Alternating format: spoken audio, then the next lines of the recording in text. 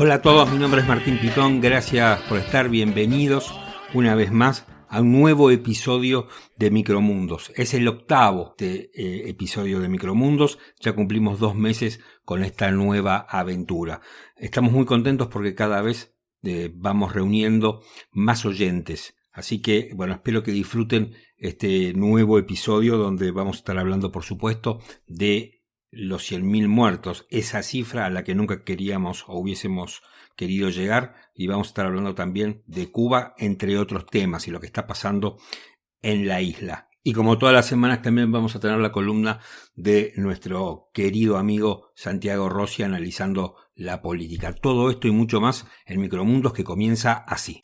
Alberto Fernández será recordado como el presidente de la cuarentena más larga del mundo. Ese es su polémico legado. Con el diario del lunes nos damos cuenta que la cuarentena no sirvió de mucho. 100.000 muertos en 494 días ponen en evidencia el fracaso del gobierno en preservar vidas aún a costa de la economía. Terminamos siendo uno de los países con más muertos del mundo en relación con la cantidad de habitantes y una economía completamente diezmada. Como atenuante podemos decir que en marzo del año pasado no se sabía tanto del COVID como se sabe ahora. Ni siquiera había vacunas. También podemos decir que los políticos, oficialistas y opositores se asustaron. Una reacción completamente humana.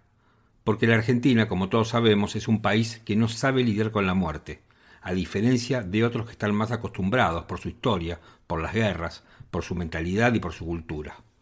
Nadie quiso, para la Argentina, ver las imágenes que asolaron España e Italia con las terapias intensivas saturadas y los médicos decidiendo quién vivía y quién moría. Jugaban a ser Dios. Los argentinos pusimos por las nubes la popularidad de Alberto Fernández y rápidamente su imagen positiva trepó al 70%.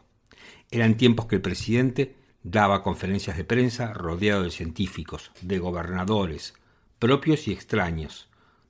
Eran tiempos en que el presidente sentaba a una misma mesa al gobernador de la provincia de Buenos Aires, Axel Kicillof, y al jefe de gobierno de la ciudad, Horacio Rodríguez Larreta. El presidente parecía un general preparándose para una guerra. Le dimos clases al mundo sobre cómo lidiar con la pandemia. Así Chile, Brasil, España, Suecia y los Estados Unidos tenían que aprender del milagro argentino. Hasta la revista Time nos elogió. El presidente aparecía rodeado de filminas con estadísticas y gráficos que al día siguiente tenían que ser explicados y aclarados. El presidente se convirtió rápidamente en un experto en pandemias. Argumentaba, defendía y atacaba con solvencia y seguridad.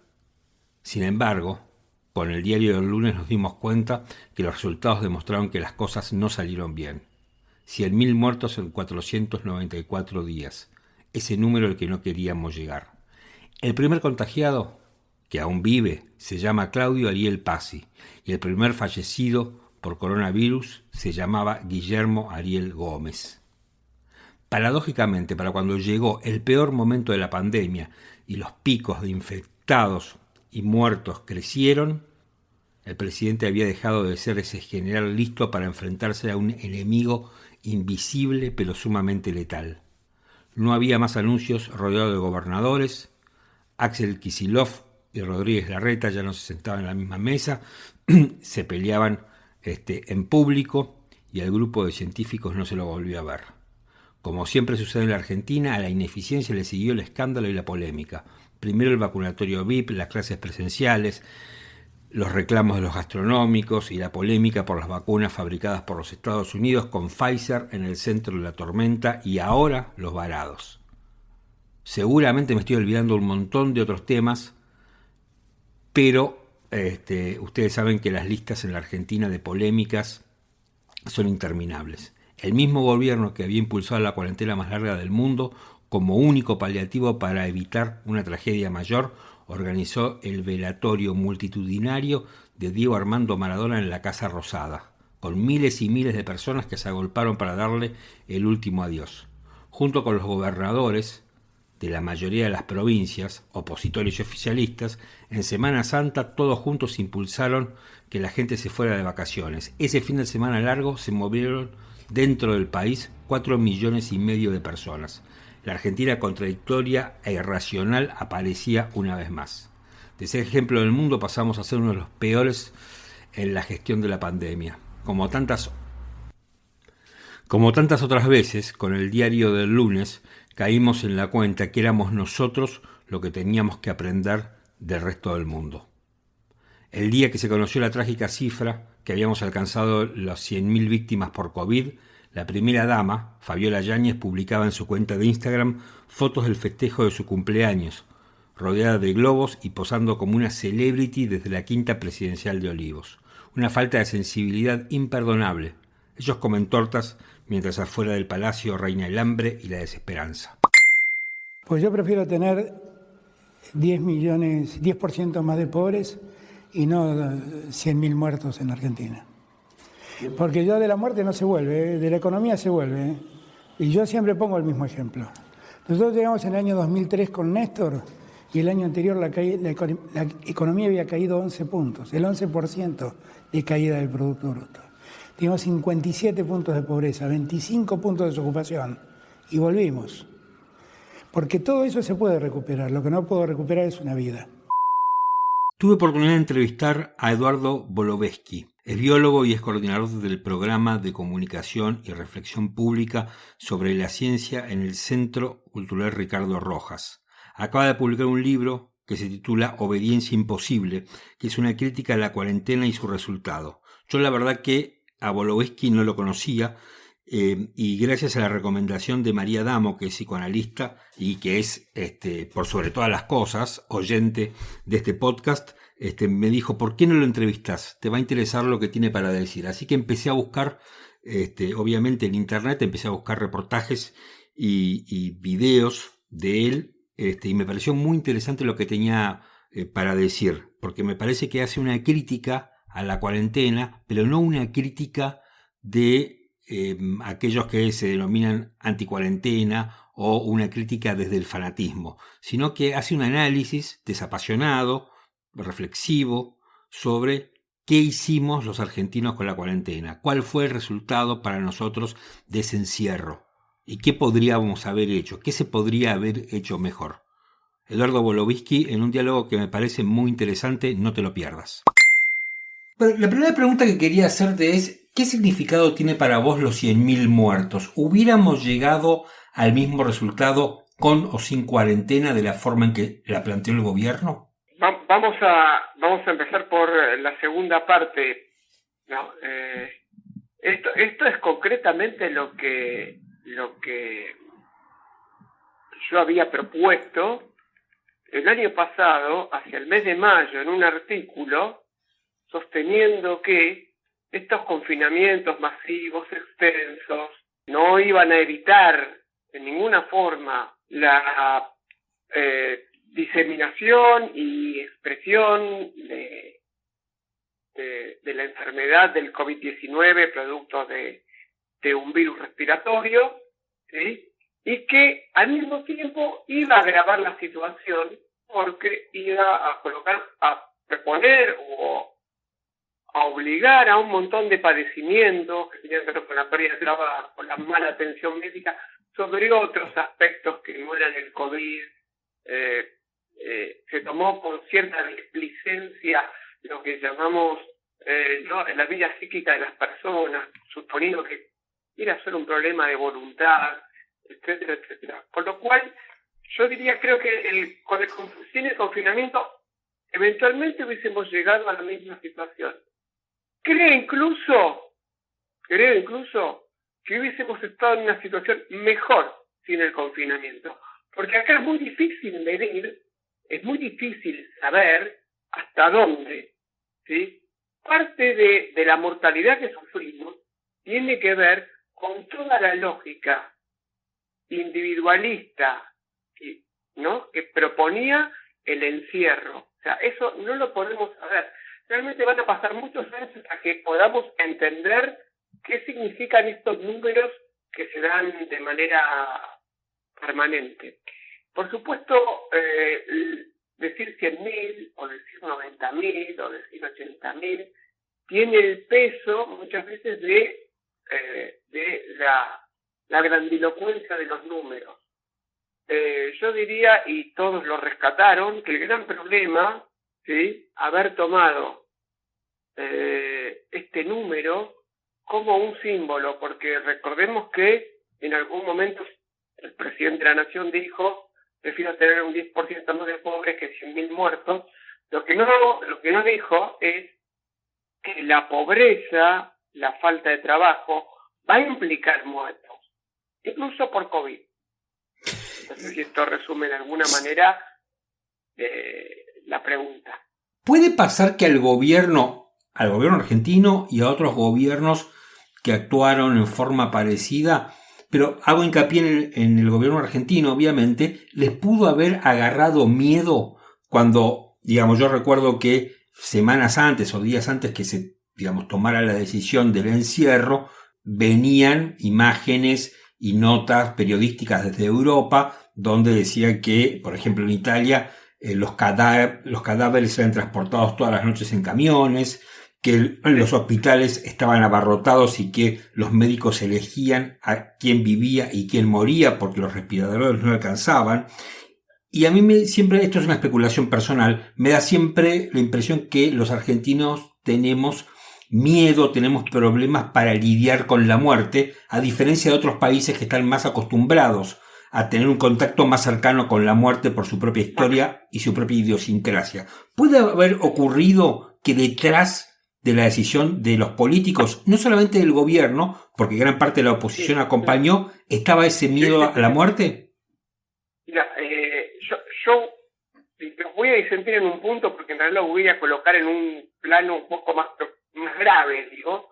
Creo que la cultura occidental no puede lidiar con la muerte, no la Argentina, ¿sí? Porque el razonamiento que vos me estás dando, y esto, digamos, lo tengo documentado, es el argumento que dio el primer ministro de Israel en ese momento, Benjamin Netanyahu, como diciendo: es el fin de la humanidad, ¿no?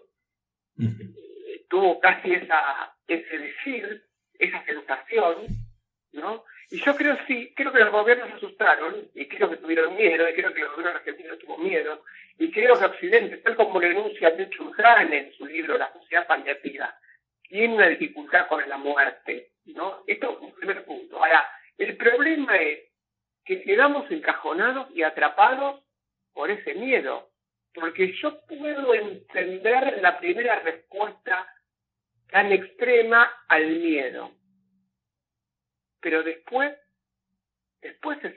se siguió sosteniendo una y otra vez, ¿no?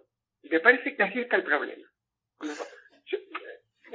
A ver, insisto, creo que no es legítimo que los gobiernos actúen de esta manera por miedo, pero vamos a conceder este punto: actúe por miedo. Ahora, el miedo puede durar 15 días, 20 días, y después tengo que empezar a pensar de otra forma, ¿no? Bueno, esa me parece que es una gran diferencia entre muchos países, con la Argentina, que la primera reacción de muchos países fue el encierro y después empezaron, digamos, a ver otras soluciones y otras alternativas. Sí, en algún punto podemos decir que la Argentina llevó una cierta lógica a un extremo. El problema, de todas maneras, es que gran parte de la cultura occidental no sale de esta perspectiva. De hecho, en Israel les pongo Israel porque es el ejemplo que se dio de vacunación, vuelven a decir: no, tenemos que seguir con las restricciones, tenemos que tomar algunas restricciones porque la nueva variante. La pregunta es siempre si esta es la forma en la que vamos a enfrentar esta problemática que puede implicar muchos años, ¿no? Esto fue también a mí lo que me impresionó. Si yo tomo una medida tan extrema por miedo y la quiero sostener, pero esto dura varios años, ¿cómo hago para que no? Claro, por eso yo le puse al libro el título Obediente Imposible. Por mucho que yo insista en que se propongan ciertas medidas, la obediencia no es posible. Van contra la condición humana más básica. Me parece que hay ahí sí un punto importante de decir, siempre lo sostengo, hay que aprender a convivir con esto, con una enfermedad Y hay que aprender además a ver qué vale y qué no vale. Muchos de los protocolos son realmente ridículos, no aportan a ninguna forma de cuidado. Leí un reportaje que concediste al diario La Nación, Sí. y vos te metiste con un tema que yo honestamente no lo había pensado y no se lo había escuchado decir a nadie, en esta división de trabajadores esenciales y trabajadores prescindibles. Y vos decís ahí que esta división que se hizo va a tener consecuencias a largo plazo. Primero quería preguntarte por qué te parece eso y segundo, cuáles podrían ser esas consecuencias si te las imaginás. A ver, tal vez las consecuencias son difíciles de predecir, pero podemos decir lo siguiente: si sos prescindible ahora, sos prescindible también en el futuro. No hay por qué pensar que de alguna manera dejas de ser prescindible. Sí, tenés un lugar, sos un actor, sos un artista, sos uno de la cultura, te damos un lugar, pero crees que en cualquier momento pasa esto y vos sos prescindible. La idea de que el ser humano, las personas, son ahora seres que pueden prescindir de la creación cultural. Es bastante impactante, eso no se borra, porque la prescindibilidad queda fijada. Sos prescindible, sos no esencial siempre. Cuando tenemos una época, vamos a llamarla de bonanza, porque no tenemos ninguna enfermedad o problemática, bueno, podés ejercerte, podés expresar, podés hacer tu trabajo y podemos gozar de él. Pero en cualquier momento declaramos que no es así, porque vos ya no sos prescindible. No sos esencial, sos prescindible. Este me parece que es un punto que no sé. Y es interesante, porque yo digo, ¿qué significa que definimos que la cultura es prescindible? Fíjate lo que ha pasado con los cines en la ciudad de Buenos Aires. Es una tragedia. Todo lo que ha ocurrido para la ciudad de Buenos Aires, la ciudad cultural, es una tragedia enorme. Y creo que nos es difícil medirla. ¿Y a vos qué te parece que podríamos haber hecho? Porque evidentemente este no ha sido el camino. Yo creo que habría que haber tenido, por empezar, un poquito más de moderación. O sea, podemos decir, sabemos que hay grupos que son más vulnerables que otros. Por supuesto, nadie puede garantizar la vida de nadie, está claro, ¿no? El grupo, siempre digo, cuando te venden un seguro de vida, en realidad te venden un seguro de muerte para que cobre el que te sobrevive, ¿no? Pero se llama seguro de vida porque si le ponemos el otro nombre no va a ser fácilmente una mercancía fácilmente vendible. ¿Se entiende, no? Sí, claro. Entonces, queremos tener como una seguridad. Nadie puede asegurar la vida de nadie. Este es el primer punto. Sí podemos tomar algunas prevenciones, pero lo que tenemos que tener cuidado es cuando hay algo que se llama el principio de precaución, que es decir, tomemos ciertas medidas por las dudas, porque no sabemos si esto nos va a hacer muy mal o es peligroso. Lo que no se toma en cuenta con el principio de precaución muchas veces es que la medida también puede producir daño. Entonces, tendríamos que haber establecido la posibilidad de aquel que puede trabajar en su casa que lo haga. Perfecto. Eso lo podemos hacer. Aquellas personas mayores, ¿sí? Les otorgamos facilidad para que se puedan resguardar lo más posible, pero no como imposición, sino como decisión personal. Nosotros tenemos que crear las condiciones para que eso ocurra, ¿sí? Es el famoso tema de la dispensa a los mayores de 60, etc.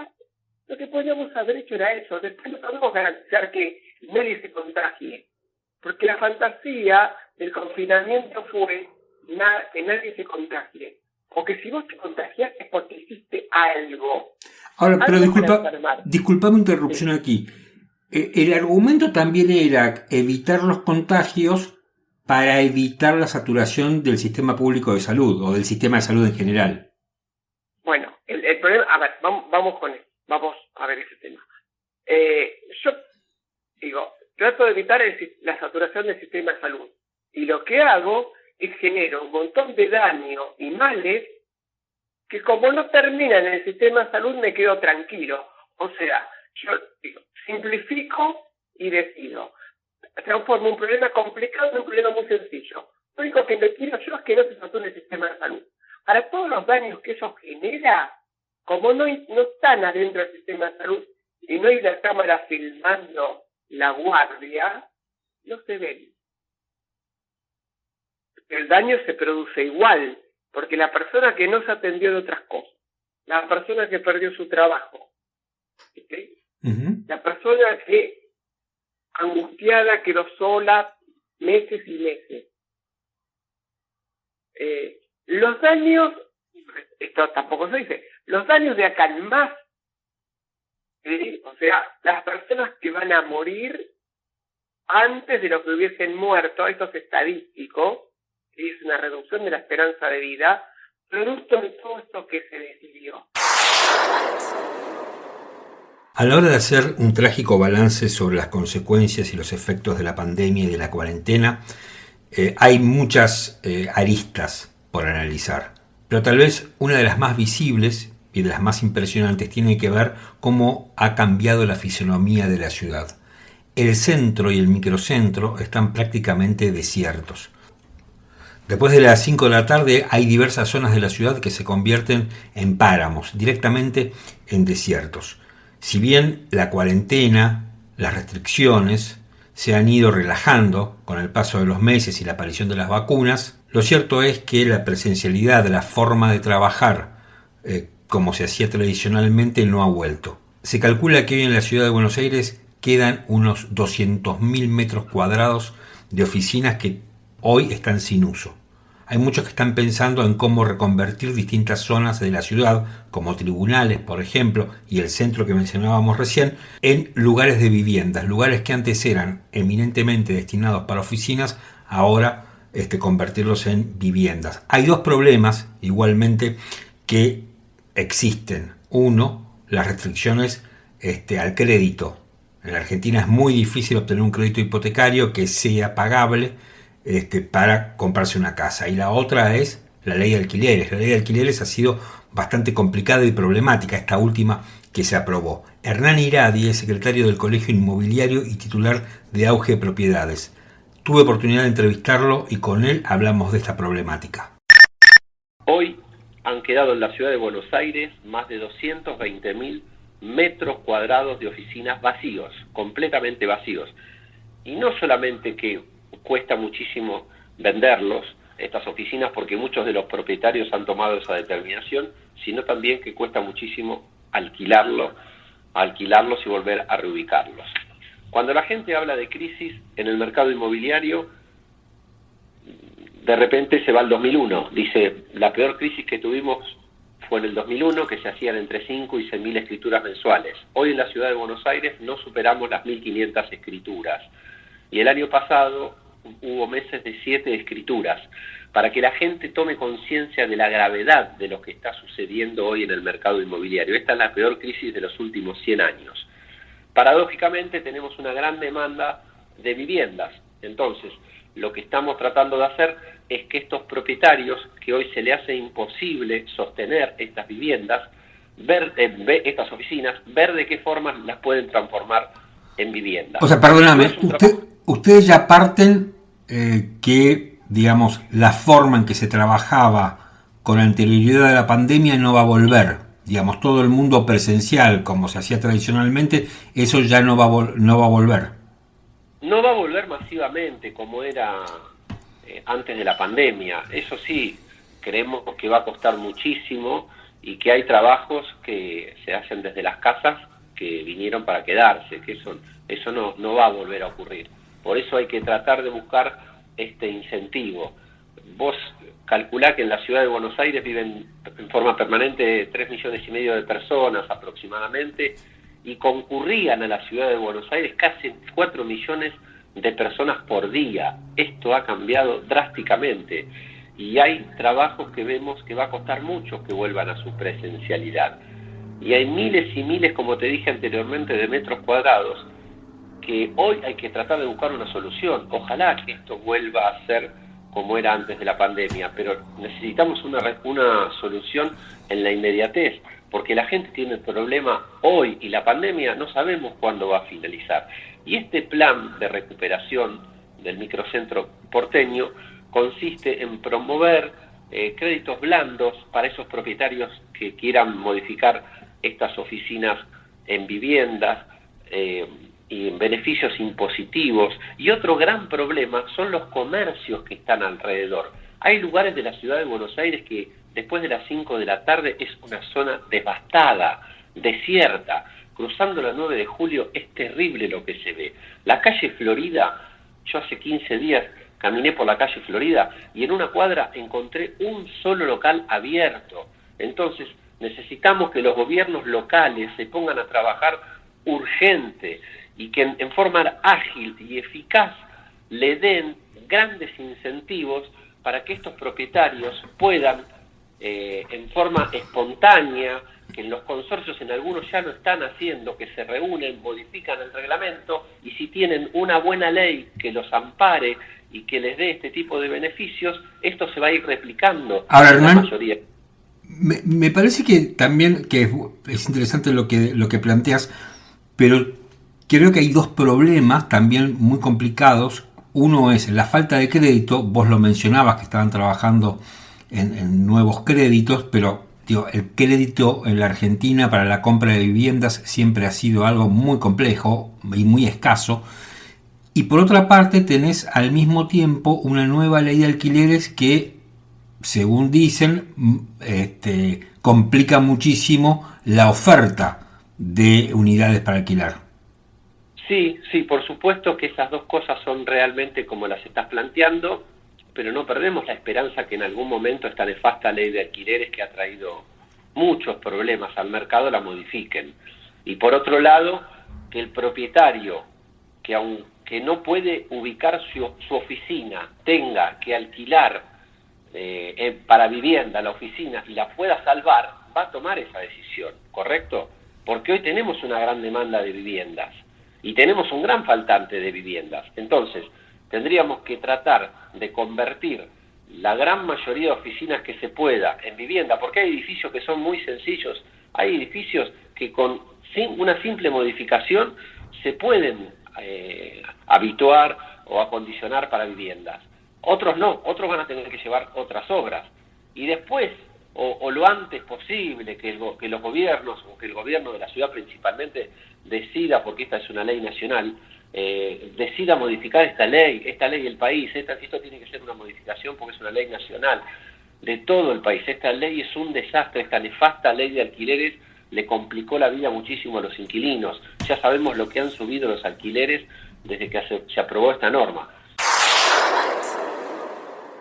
En primer término, lo que podemos decir es que si al presidente de la nación le falta información sobre lo que ocurre en otro país, está fallando la Cancillería. En segundo lugar, si el presidente no conoce lo que está pasando en Cuba, sería bueno que prendiera la televisión, escuchara una radio o leyera algún diario, porque el mundo se enteró lo que estaba ocurriendo con Cuba al mismo momento.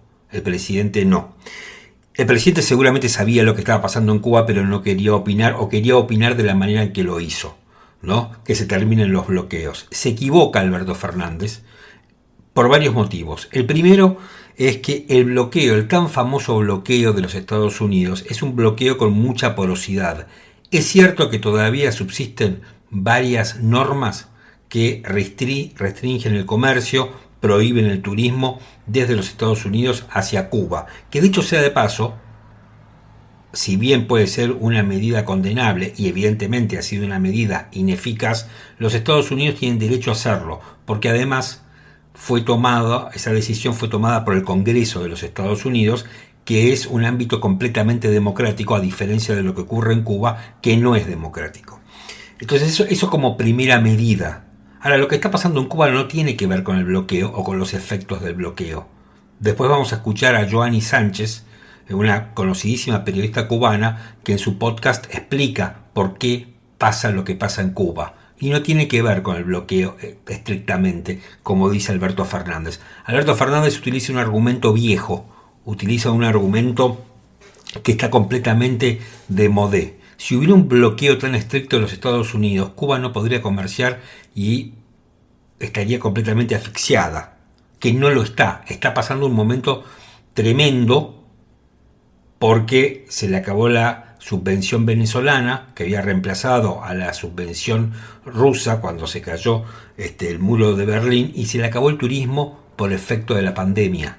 Este es el problema que tiene Cuba, por eso su economía, digamos, ha caído muchísimo, pero no es el bloqueo. Fíjate que Cuba exporta el 38,20% a China, a diversos países el 36,44% de su producción, a España el 10,5%, a Holanda el 5,44%. Estos son los principales destinos de las exportaciones de Cuba. A su vez importa casi el 20% de España, el 15% de China, casi el 7% de Italia, casi el 6% de Canadá,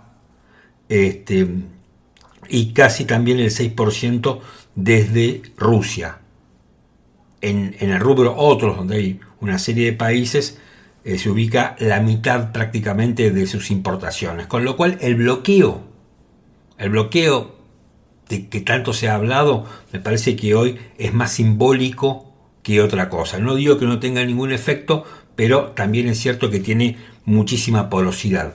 El presidente no sabía, pero además el presidente relaciona lo que pasa en Cuba y el bloqueo con lo que pasa en Venezuela y el bloqueo, y dice lo que a mí me parece realmente cínico. Dice, bueno, que los venezolanos después elijan el gobierno que quieren tener. El problema de Venezuela, como el problema de Cuba, es que sus habitantes no pueden elegir democráticamente el gobierno que quieren tener.